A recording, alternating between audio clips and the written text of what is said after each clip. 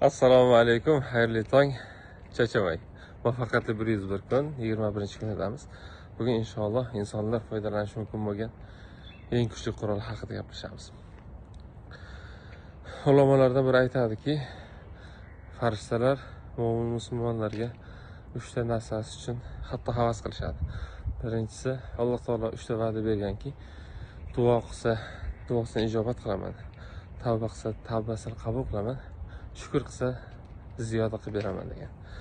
Mana shu 3 ta narsaning biri, ya'ni duo haqida gapirishamiz.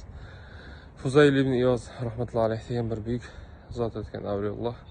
O'sha kishi Arofatda hojilar bilan turganda chiroyli bir suhbat bo'ladi. Aytadiki, mana shuncha odam yig'ilib bir kishini eshigiga borib uyiga biror bir narsa so'rasak beradimi dedi.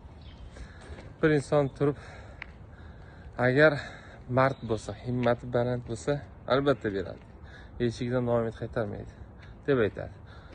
Bundan bir xursand bo'lgan Fuzayl ibn Iyoz hazratlari duo qilib aytadiki, ey mardlarning eng mardi, karamlilarning eng karamlisi bo'lgan Robbim, bir mard bandang shuncha odam yig'ilib borib bir narsa so'rasa eshigidan noumid qaytarmasa, sen Alloh taolosan, sen sultonsan, sen eng himmati ulug' zotsan.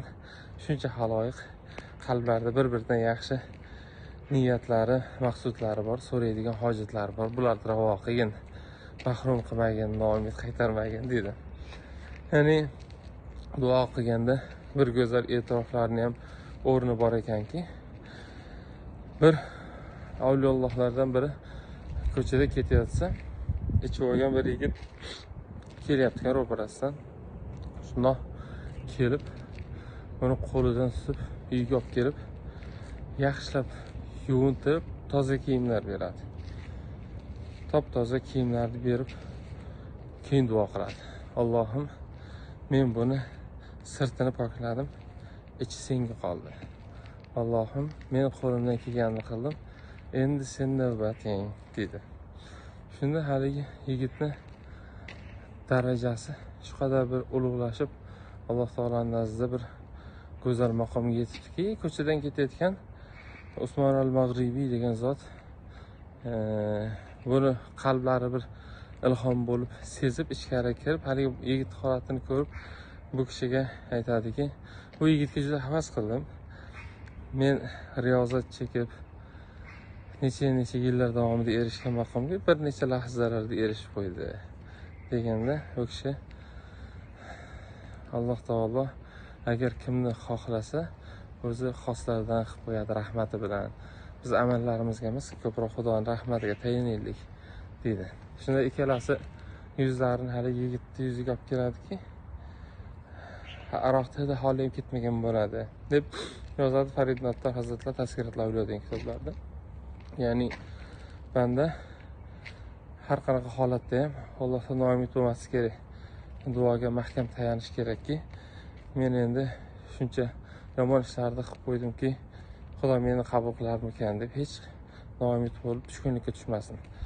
To hali joni halqumiga kelib hayoti tugamas ekan, inshaalloh eshiklar, tavba eshiklari har doim ochiq bo'ladi deyishadi.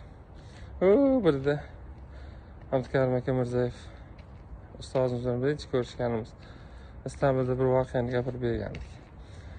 Ya'ni bir imom xutbada turib ma'ruza o'qib turgan, minbarda turib ma'ruza o'qib turganda ko'rdiki, bir doim ichib yuradigan, masjidga kelaverishsa yo'lda ag'anib yotadigan bir odam namozda turibdi. Xursand bo'lib ketadi. Ibodatlari tugatgach, haligi odamning oldiga kelib, quchoqlab, muborak bo'lsin. Bu nima sababdan, nima bo'ldiki, Xudo sizga tavfiq berdilar deysiz deganda juda bir go'zal narsani aytadi. Ya'ni men aroq ichishimda o'zimni da boshqalarni da behuzur qilishni juda ham yaxshi bilardim. Haromligini juda yaxshi bilardim. Obro'yimga va kistamga, pulimga zararligini juda yaxshi bilardim. Lekin nafsim necha yillar davomida bunga o'rgangan, voz kechishim juda qiyin bo'lardi. Men bu masjidga qatnayotgan odamlarga havas qilardim. Men ham namoz o'qigim kelardi, lekin hech oyoqlarim bu yoqqa tortib kelmasdi. kecha duo qildim. Allohim, men ana shu sen qaytargan narsani, sen harom qilgan narsani ichaman. Lekin buni haromligini o'zim bilaman. Nima qilay, nafsimga kuchim yetmayapti. Xudoyim, men ham senga juda talpingim kelyapti. Allohim, men ham bu narsalarni tashabbur gumrohligimdan voz kechib ibodat qilib bandalik qilgim kelyapti. Lekin necha yillardan beri harakat qilaman. Bilasan, o'rtamizda bir devor bor. Mana shu devorni yiqitaman deb necha yillardan beri harakat qilaman. Hech yiqita olmadim, yiqita olmayapman. Chunki men bandaman-da. Lekin sen Allohsanki, sen hamma narsaga qodirsanki, shu devorni sen yiqitib ber deb duo qildim. Va ertalab Xudo bunga bir go'zal ruhiy quvvat berdiki, o'sha yomonliklardan voz kechib, bir go'zal tarzda yashab boshlabdi. Shuning uchun biz inson hamma narsani harakat qilib sababini qilish kerak, lekin haligi xarajatsiz harakat va harakatsiz xarajat nolga teng degan narsani uncha yoqtirmayman. Men o'shani sal boshqacharoq versiyada aytaman. Ya'ni duo qilib harakat qilmasa nolga teng bo'lib qolishi mumkin. Harakat qilib lekin duo qilmasdan faqat inson o'ziga sabablarni bog'lab, men qilaman, men zo'rman deb o'zidan ketib yuqori baho bersa ham nol bo'lib qolishi mumkin oxir-oqibat. Shuning uchun ikkalasi ham yaxshi. Men ko'p hazillashib aytaman, haligi farosatsiz chiroyli xotindan farosatli chiroyli xotin yaxshi deymiz. O'sha ham harakat ham duo qilgan qanday go'zal. O'shaning uchun duoyi xayrni qilib, albatta Allohni go'zal narsani taqdir qilishiga ishonib, yaxshi gumonda, nekbinlik bilan keyin harakat qilib va harakatda ham sabot bilan, intizom bilan, qat'iyat bilan bo'linsa qanday go'zal holat. Inshaalloh duo qilayotgan paytingiz dunyoni bir chekkasida Muhammad Ali Shonqulov degan odam yuradi. O'sha insonni tarbiya qilgan ota-onalari va ustozlari bor. Rahmatli akasi, buvilari bor. Shular haqqiga bir duo qilib qo'ying inshaalloh. Inson o'zi yaqinlarining haqqiga va boshqa birovlardan o'zi haqida ham duo olib turishi juda go'zal narsa. Ba'zan yaxshi uxlaysiz, yaxshi yeb ichasizda, katta ishlarni qilishga ichingizda o't topolmaysiz, olov topolmaysiz. Ya'ni lanj bo'lib yuriladi. Ko'p uxlagan odam, ko'p yegan odam havo yetmasdan, kislorod yetmasdan miyasiga. O'sha lanj bo'lib yurmaslik uchun ham, ruhiy quvvat zo'r bo'lish uchun ham, ya'ni hamma narsa ham faqat uyqu va ovqatdan olinavermas ekanda.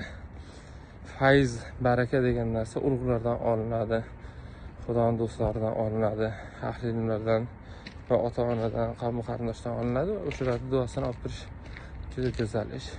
Bunda ko'p xayr barakalar bor deb biz so'zimizni yakunlaymiz. E'tiboringiz uchun rahmat. Mana 3 haftadan beri biz bilansizlar. Allohim bardavom qilsin. 100-kun ham, 101-kun ham xuddi shunaqa gaplashib turish nasib qilsin. Xullas, xayr, salomat bo'ling, samolyot bo'ling.